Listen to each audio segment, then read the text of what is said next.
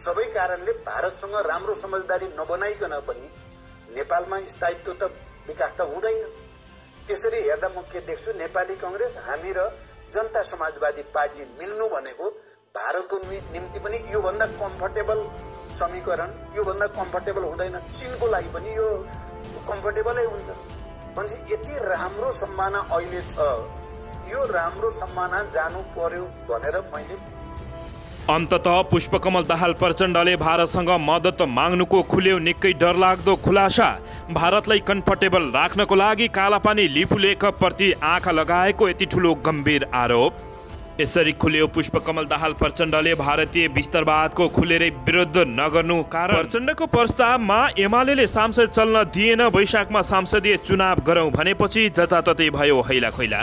सत्तारूढ दलहरूलाई एमाले महासचिवको व्यङ्ग्य। एमाले महासचिवले व्यङ्ग्य गर्दै चाँडै चुनाव गर्नुलाई प्रतिगमन भन्नेहरू वैशाखमै सांसदको चुनाव गर्न तयार भएपछि देशमा गम्भीर सङ्कट आउन लागेको गरे खुलासा। प्रधानमन्त्री शेरबहादुर देउबाको सत्तारोहण यात्रा सधैँ आलोचित बन्दै भारतसँग नास्तिक बन्दै प्रधानमन्त्री देउबा सरकार विकास रकम हिमामिमा गरेको भन्दै एमालेबाट निर्वाचित वडा अध्यक्षलाई विप्लवता कार्यकर्ताले लगाए कालो मोसो। उच्च स्तरीय राजनीति सामान्य समितिको बैठक आज पनि बस्दै स्थानीय तह निर्वाचनका विषयमा छलफल हुने। संवैधानिक व्यवस्था अनुसार 6 महिनाभित्र स्थानीय निर्वाचन गर्न सकिन्छ, पुष्पकमल दाहाल प्रचण्ड। प्रधानमन्त्री शेरबहादुर देउबाले कूटनीतिक नोट पठाउन सरकारले किन ढिलाइ गर्यो भन्दै काङ्ग्रेसकै उपसभापति गुरुङले गरे प्रधानमन्त्री शेरबहादुर देउबाको चर्को आलोचना।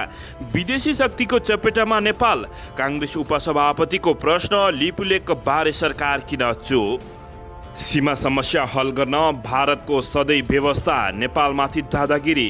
कालापानी लिपुलेख लिम्पुवाधुरापछि 10 गजमा समेत भारतले गिद्धे नजर ढाल्दै र पुष्पकमल दाहाल प्रचण्डले भारतलाई कम्फर्टेबल बनाउनु पर्छ भन्दै गरेको खुलासाप्रति यति बेला कालापानी लिपुलेख लिम्पुवाधुरासँगको सम्बन्ध भएको भन्दै भयो ठुलो आलोचना। अब हेर्नुहोस् पुरा समाचार। नमस्कार दर्शकबिन, तपाईहरू यति बेला युवा नेपाली युट्युब च्यानल हेर्दै हुनुहुन्छ। दर्शकबिन, यदि हाम्रो च्यानल युवा नेपालीसँग अझै पनि सब्सक्राइब गरेर जोडिनु भएको छैन भने सब्सक्राइब गरी साइडमै रहेको बेल आइकनलाई पनि दबाउन नभुल्नुहोला। दर्शकबिन, हामीहरूलाई तपाईहरूले कहाँदेखि हेर्दै हुनुहुन्छ, कस्तो अवस्थामा हेर्दै हुनुहुन्छ, देशदेखि हेर्दै हुनुहुन्छ या विदेशदेखि हेर्दै हुनुहुन्छ?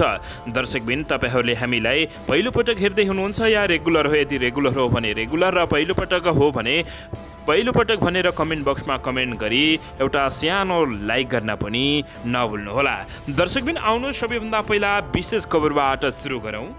दर्शकबिन, माओवादी केन्द्रका अध्यक्ष पुष्पकमल दाहाल प्रचण्डले भारतलाई कम्फर्टेबल राख्नुपर्छ भनेर भनेको अभिव्यक्ति यति बेला किन राख्नुपर्छ भनेर भनेका रहेछन् भने सबै नेपालीहरूले बुझिरहेका छन्। हो दर्शकबिन, पर्सनल रूपमा व्यक्तिगत रूपमा माओवादी केन्द्रका अध्यक्ष पुष्पकमल दाहाल प्रचण्डले कालापानी लिपुलेख लिम्पुवाधुरा विरुद्ध एक शब्द पनि बोलिरहेका छैनन्। दर्शकबिन, हो किन कम्फर्टेबल राख्नुपर्छ भनेर भनेका रहेछन् भनेर यति बेला नेपाली सबैले बुझेका थिए। दर्शकबिन, प्राइम टाइममा अन्तर्वार्ता दिँदै पुष्पकमल दाहाल प्रचण्डले भनेका थिए, हामी काङ्ग्रेस र जसपा मिल्नु भारतको लागि पनि कम्फर्टेबल हुन्छ। यति कुरा उनले भनेपछि कुरा क्लियर भएन र भनेर यति बेला तपाईहरूलाई सोच्न मन लागेको अवश्य पनि होला।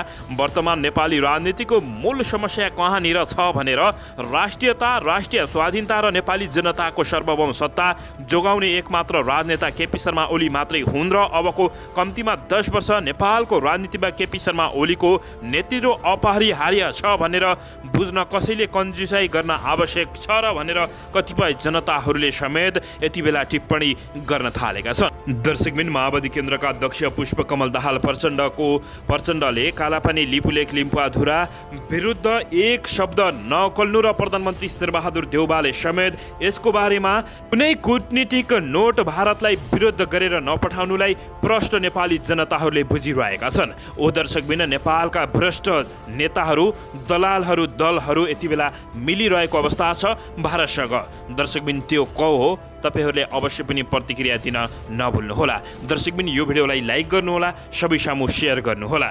दर्शकबिन, अझ यसअघि पुष्पकमल दाहाल प्रचण्डले आफैले जनयुद्धको नाटक गर्न भारतले योजना बनाइदियो, तालिम दियो, हतियार दियो, शरण दियो, खाना बस्न दियो, 2 पटक प्रधानमन्त्री बनाइदियो। प्रचण्डलाई त्यसैले उनीहरूले भारत विरुद्ध कहिल्यै जाँदैनन्, सधैँ भलो चिताउँछन्, नेपाली जनताले चिन्नुहोस् भनेर अझ सामाजिक सञ्जालमा समेत भाइरल भइरहेको छ। दर्शकबिन यसअघि प्रचण्डले पूर्व प्रधानमन्त्री केपी शर्मा ओलीको अभिव्यक्तिले पार्टीको प्रतिष्ठा गुम्नुका साथै भारतसँग जुधेर अन्तर्राष्ट्रिय सम्बन्ध सन्तुलित बनाउन नसकिने निष्कर्ष समेत सुनाएका थिए। बैठकमा सहभागी स्थायी कमिटीका सदस्य अनुसार प्रचण्डले भनेका थिए, मदन जयन्तीको कार्यक्रममा भारत विरुद्ध अभिव्यक्ति दिएर तपाईले पार्टीको प्रतिष्ठा गिराउनु भयो, भारतसँग त्यसरी जुधेर अन्तर्राष्ट्रिय सम्बन्ध सन्तुलित बनाउन सकिँदैन भन्दै माओवादी केन्द्रका अध्यक्ष पुष्पकमल दाहाल प्रचण्डले त्यति बेला भनेका थिए। स्थायी समितिको चौथो दिनको बैठकमा समेत त्यति बेला वरिष्ठ नेता द्वय झलनाथ खनाल र माधव कुमार नेपालले पनि प्रचण्डकै लयमा प्रधानमन्त्रीको अभिव्यक्तिमाथि पूर्व प्रधानमन्त्री केपी शर्मा ओलीको अभिव्यक्तिमाथि आलोचना गर्दै सरकार ढाल्नका लागि भारत नभई आफूहरू नै सक्रिय रहेको बताएको ती स्थायी कमिटीका सदस्यले बताएका थिए। दर्शकबिन यसैबीच देशमा निकै खतरनाक चाल चलिँदैछ। हो पुष्पकमल दाहाल प्रचण्डको प्रस्तावमा एमाले संसद चल्न दिएन, वैशाखमा संसदीय चुनाव गरौँ भनेर प्रस्ताव अगाडि सारेका छन्। सत्ता गठबन्धनका शीर्ष नेताहरूसँग नेकपा माओवादी केन्द्रका अध्यक्ष पुष्पकमल दाहाल प्रचण्डले नयाँ प्रस्ताव अगाडि सारेपछि जताततै हैलाखैला मचिएको हो। उनले नेकपा एमाले लगातार सदन अवरोध जारी राखेको र उसको उद्देश्य नै यो संसदलाई सफल हुन नदिने भएकाले वैशाखमा संसदीय चुनाव गर्न प्रस्ताव गरेको बताइएको छ। हो दर्शकबिन विशेष कुराकानी गर्दै प्रचण्डले आफूले यस्तो प्रस्ताव राखेको बताएका छन्। उनले आगामी वर्ष संसदीय निर्वाचन गर्ने पर्ने बाध्यात्मक अवस्था पनि भएकाले पहिलो संसदीय चुनाव गरेर त्यसपछि बन्ने सरकारले स्थानीय तहको चुनाव गराउने बताएका छन्। प्रचण्डको यस्तो प्रस्तावलाई गठबन्धनका नेताहरूले अस्वीकार गरिसकेका छैनन्। दर्शकबिन यति बेला अब जे पनि देशमा हुन सक्ने समेत कतिपयहरूले आकलन गरिरहेका छन्। दर्शकबिन यसैबीच नेकपा एमाले र त्यो पार्टीका अध्यक्ष केपी शर्मा ओलीले जुनसुकै षड्यन्त्र गरेर पनि गठबन्धन फुटाउने खेलमा छन्। उनले भने त्यसमा उनी सफल हुने छैनन्, त्यसैले उनले यो सदन पनि चल्न दिँदैनन्। चल्नै नदिने सदन यसरी राखिरहनु भन्दा सदनबाट एउटा प्रस्ताव पारित गरौँ अनि संसदीय चुनावमा जाउँ, यो लोकतान्त्रिक पनि हुन्छ, पुष्पकमल दाहाल प्रचण्डले बताएका छन्। दर्शकबिन देशको बारेमा चुइक्क नगल्ने पूर्व माओवादी केन्द्रका अध्यक्ष पुष्पकमल दाहाल प्रचण्डले यति बेला पार्टीको लागि र आफ्नो शक्तिको लागि जे पनि गर्न सक्ने हैसियत देखाएका छन्। दर्शकबिन यसैबीच माओवादी केन्द्रका अध्यक्ष पुष्पकमल दाहाल प्रचण्डले चाँडै नै चुनाव गरौँ भन्नेमा यति बेला एमाले आशंका व्यक्त गरेको छ।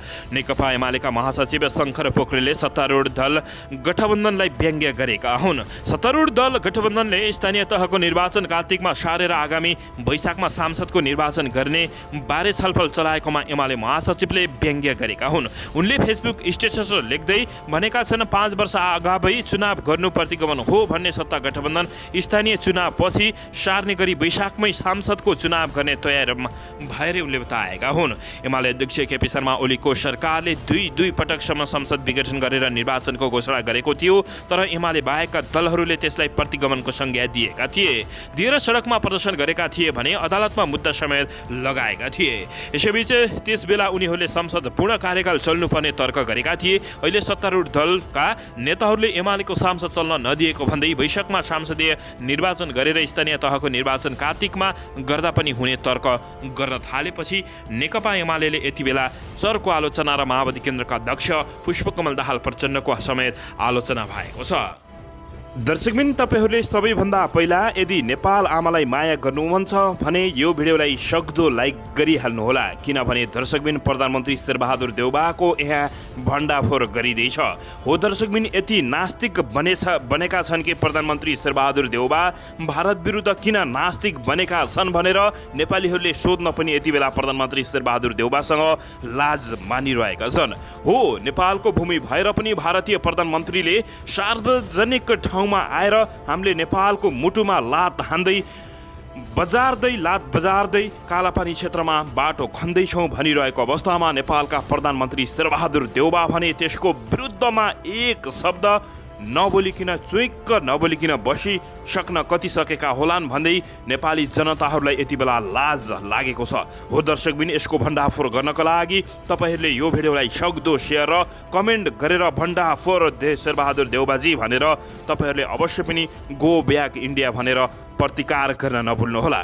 दर्शकबिन, हो भारतलाई दाहिना बनाएर आउँदो चुनावमा एमालेलाई कमजोर र आफूलाई बलियो बनाउने शेरबहादुर देउबा र उनको कोर टिमको रणनीति रहेको छ। त्यसैले देउबा सरकार भारतीय हस्तक्षेप विरुद्ध बोल्नै पर्ने विषयमा पनि नबोलेको यति लाजमर्दो कुरा छ भने दर्शकबिन नेपाली जनताहरूको मन कुँडिएको छ। दर्शकबिन, गत जेठ 28 गते शेरबहादुर देउबा सहित 5 पूर्व प्रधानमन्त्रीले विज्ञप्ति निकाल्दै मुलुकमा बाह्य हस्तक्षेप बढेको र त्यो आफूहरूलाई स्वीकार नहुने प्रतिक्रिया दिएका थिए। उनीहरूले नै नामै त किटेनन्, तर वक्तव्य भारतप्रति लक्षित थियो, किनकि तत्कालीन प्रधानमन्त्री केपी शर्मा ओलीको प्रतिनिधि सभा विघटनमा साथ दिएको भारतले नेपाललाई मध्यावधि चुनावमा लैजाने चलखेल गरिरहेको उनीहरूको बुझाइरहेको थियो।